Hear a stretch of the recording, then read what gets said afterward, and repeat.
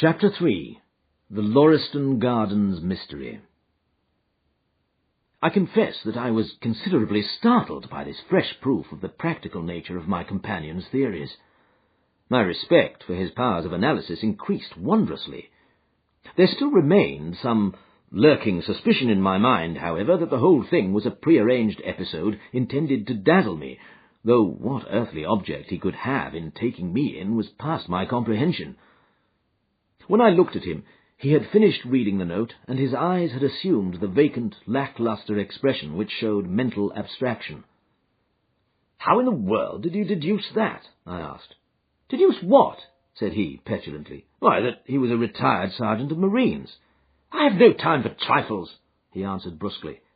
Then, with a smile, "Excuse my rudeness, you broke the thread of my thoughts, but perhaps it is as well. So you actually were not able to see that the man was a sergeant of marines?" "No, indeed."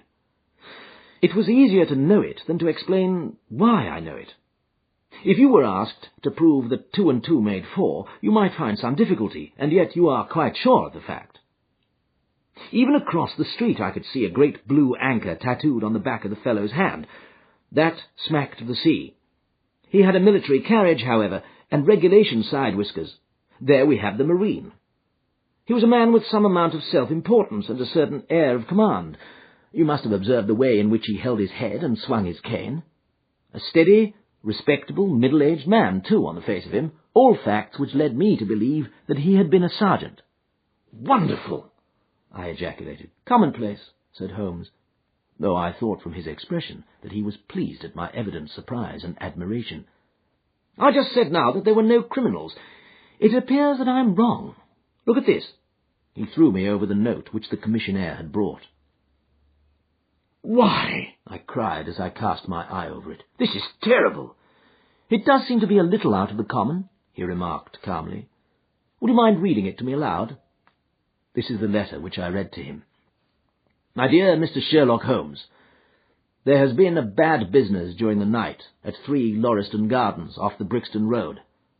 Our man on the beat saw a light there about 2 in the morning, and as the house was an empty one, suspected that something was amiss. He found the door open, and in the front room, which is bare of furniture, discovered the body of a gentleman, well dressed, and having cards in his pocket bearing the name of Enoch J. Drebber, Cleveland, Ohio, USA. There had been no robbery, nor is there any evidence as to how the man met his death. There are marks of blood in the room, but there is no wound upon his person. We are at a loss as to how he came into the empty house. Indeed, the whole affair is a puzzler. If you can come round to the house any time before 12, you will find me there. I have left everything in status quo until I hear from you. If you are unable to come, I shall give you fuller details, and would esteem it a great kindness if you would favour me with your opinion. Yours faithfully, Tobias Gregson." "Gregson is the smartest of the Scotland Yarders," my friend remarked. "He and Lestrade are the pick of the bad lot. They're both quick and energetic, but conventional, shockingly so. They have their knives into one another, too. They are as jealous as a pair of professional beauties. There will be some fun over this case if they are both put upon the scent." I was amazed at the calm way in which he rippled on. "Surely there's not a moment to be lost," I cried. "Shall I go and order you a cab?" "I'm not sure about whether I shall go. I'm the most incurably lazy devil that ever stood in shoe leather. That is, when the fit is on me, for I can be spry enough at times." "Why, it is just such a chance as you have been longing for." "My dear fellow, what does it matter to me? Supposing I unravel the whole matter, you may be sure that Gregson, Lestrade and Company will pocket all the credit. That comes of being an unofficial personage." "But he begs you to help him." "Yes, he knows that I am his superior, and acknowledges it to me. But he would cut his tongue out before he would own it to any third person. However, we may as well go and have a look. I shall work it out on my own hook. I may have a laugh at them if I have nothing else. Come on." He hustled on his overcoat and bustled about in a way that showed that an energetic fit had superseded the apathetic one. "Get your hat," he said. You wish me to come?" "Yes, if you have nothing better to do." A minute later we were both in a hansom, driving furiously for the Brixton Road. It was a foggy, cloudy morning, and a dun-coloured veil hung over the housetops, looking like the reflection of the mud-coloured streets beneath.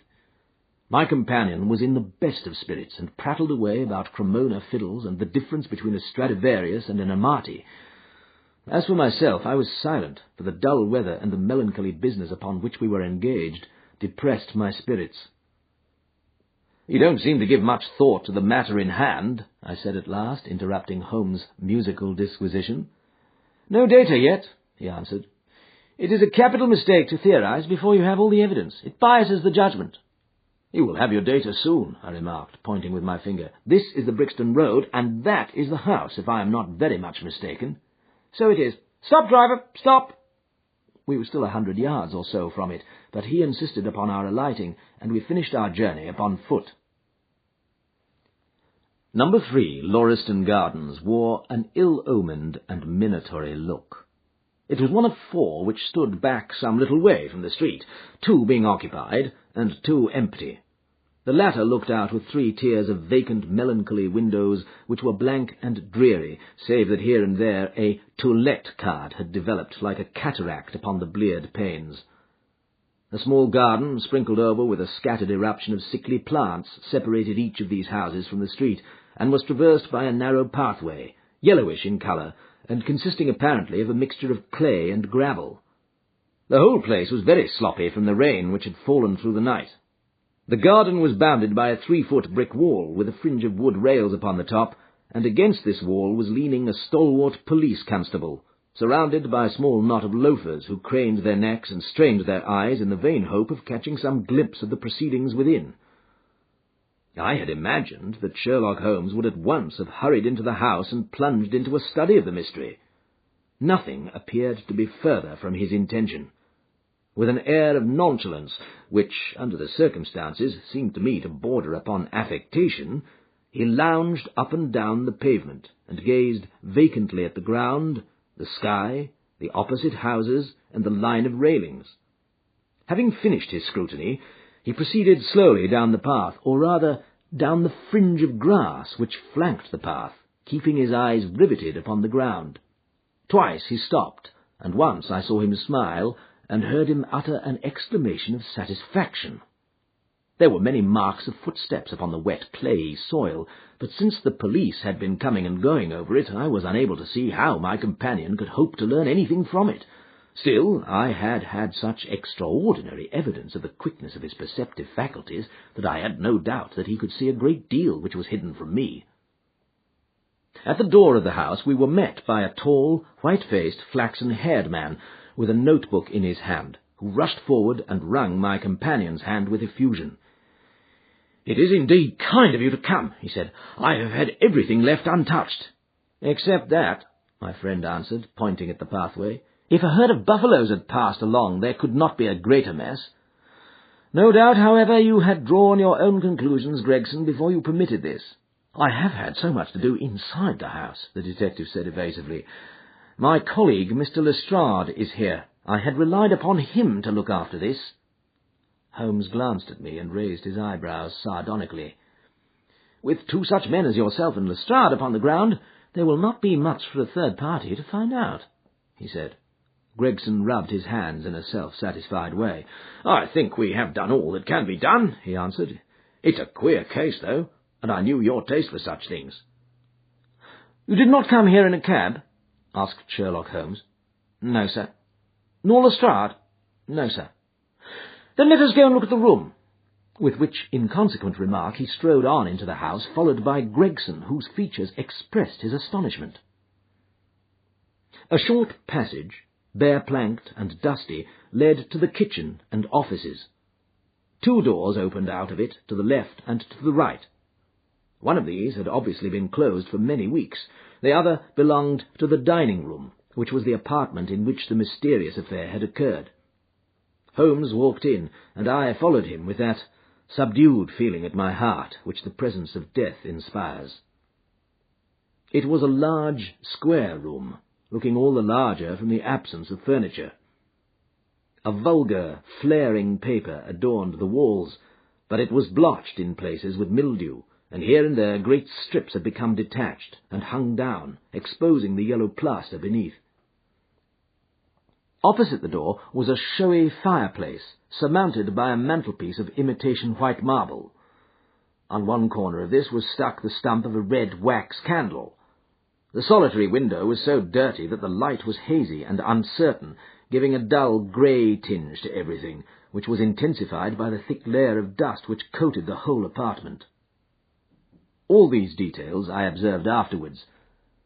At present, my attention was centred upon the single, grim, motionless figure which lay stretched upon the boards, with vacant, sightless eyes staring up at the discoloured ceiling. It was that of a man about 43 or 44 years of age, middle-sized, broad-shouldered, with crisp curling black hair, and a short, stubbly beard. He was dressed in a heavy broadcloth frock coat and waistcoat, with light-coloured trousers and immaculate collar and cuffs. A top hat, well brushed and trim, was placed upon the floor beside him. His hands were clenched and his arms thrown abroad, while his lower limbs were interlocked, as though his death struggle had been a grievous one. On his rigid face there stood an expression of horror, and, as it seemed to me, of hatred, such as I have never seen upon human features. This malignant and terrible contortion, combined with the low forehead, blunt nose, and prognathous jaw, gave the dead man a singularly simious and ape-like appearance, which was increased by his writhing, unnatural posture.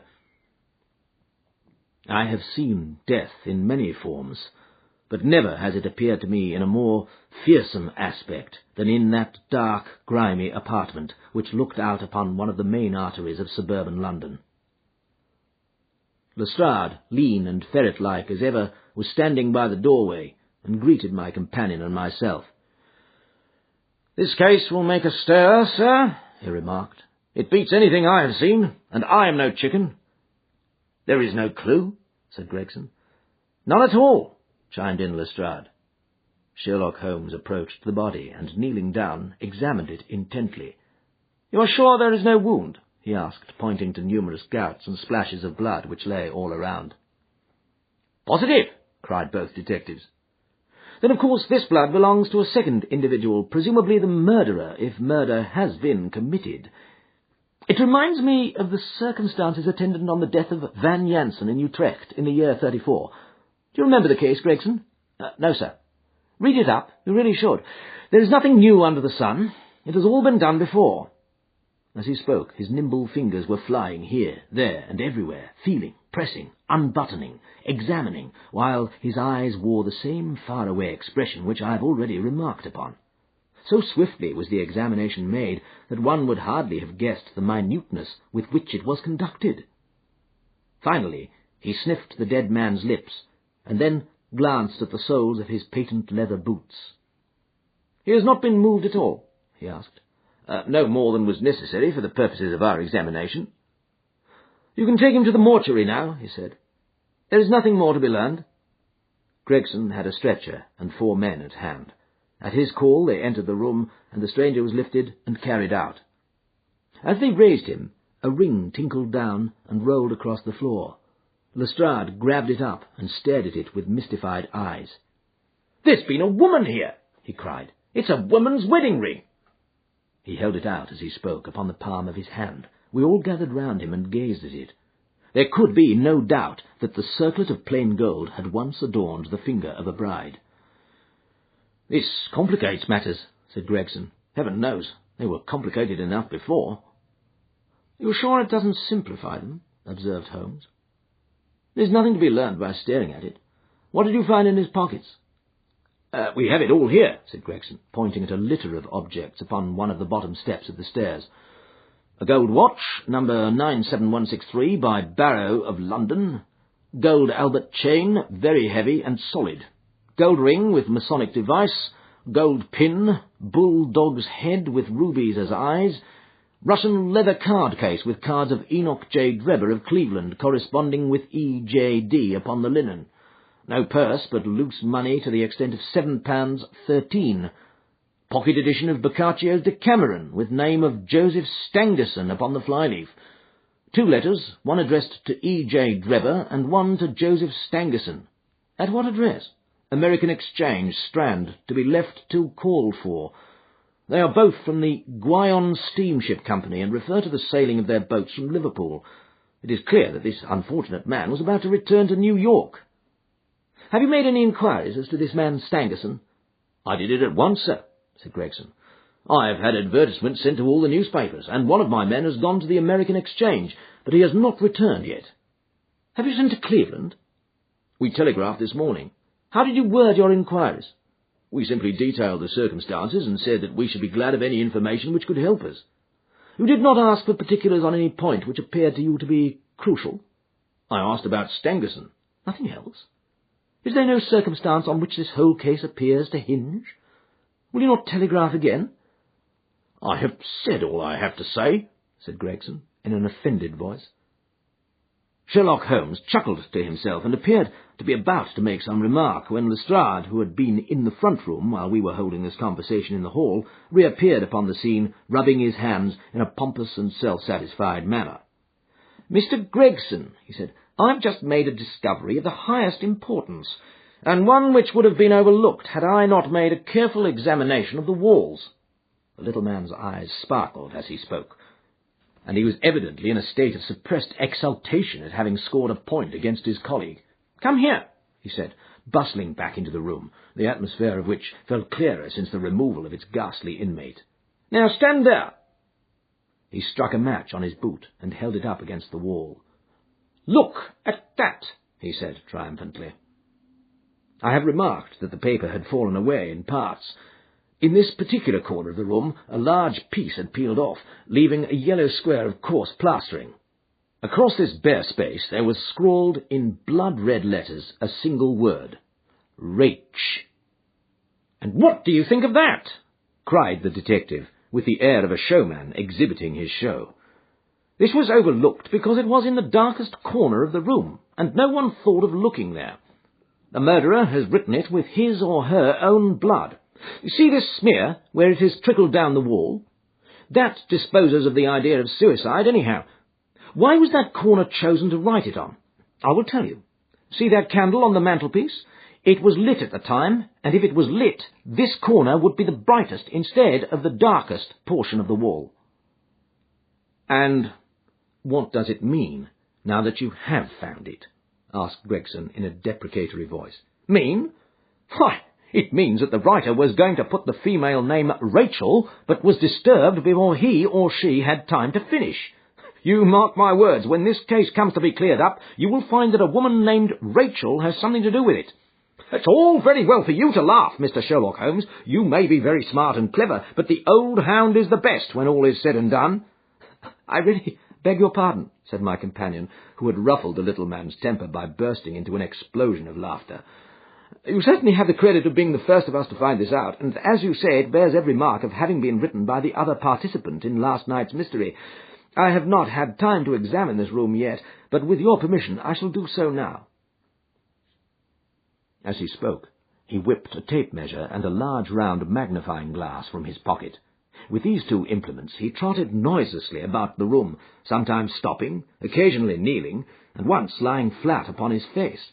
So engrossed was he with his occupation that he appeared to have forgotten our presence, for he chattered away to himself under his breath the whole time, keeping up a running fire of exclamations, groans, whistles, and little cries suggestive of encouragement and of hope.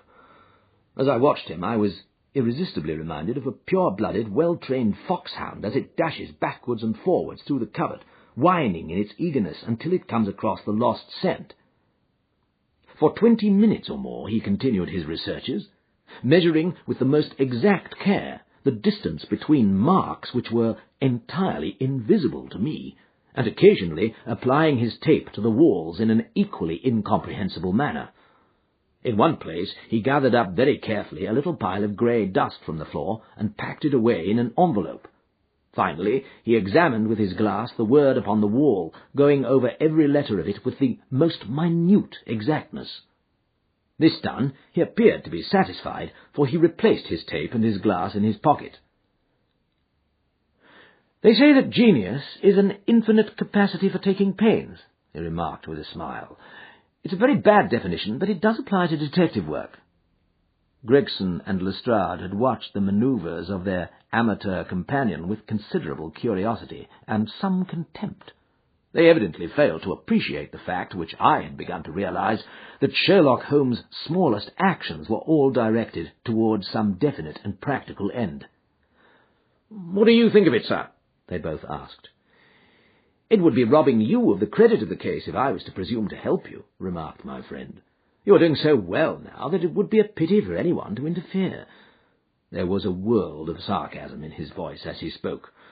"If you will let me know how your investigations go," he continued, "I shall be happy to give you any help I can. In the meantime, I should like to speak to the constable who has found the body. Can you give me his name and address?" Lestrade glanced at his notebook. "John Rance," he said. "He is off duty now. You will find him at 46 Audley Court, Kennington Park Gate." Holmes took a note of the address. "Come along, Doctor," he said. "We shall go and look him up. I'll tell you one thing which may help you in the case," he continued, turning to the two detectives. "There has been murder done, and the murderer was a man. He was more than 6 feet high, was in the prime of life, had small feet for his height, wore coarse, square-toed boots, and smoked a Trichinopoly cigar. He came here with his victim in a 4-wheeled cab, which was drawn by a horse with 3 old shoes and 1 new one on his off foreleg. In all probability, the murderer had a florid face, and the fingernails of his right hand were remarkably long. These are only a few indications, but they may assist you." Lestrade and Gregson glanced at each other with an incredulous smile. "If this man was murdered, how was it done?" asked the former. "Poison," said Sherlock Holmes curtly, and strode off. "One other thing, Lestrade," he added, turning round at the door. "Rache spells Rache, and is the German for revenge, so don't lose your time by looking for Miss Rachel." With which Parthian shot he walked away, leaving the two rivals open-mouthed behind him.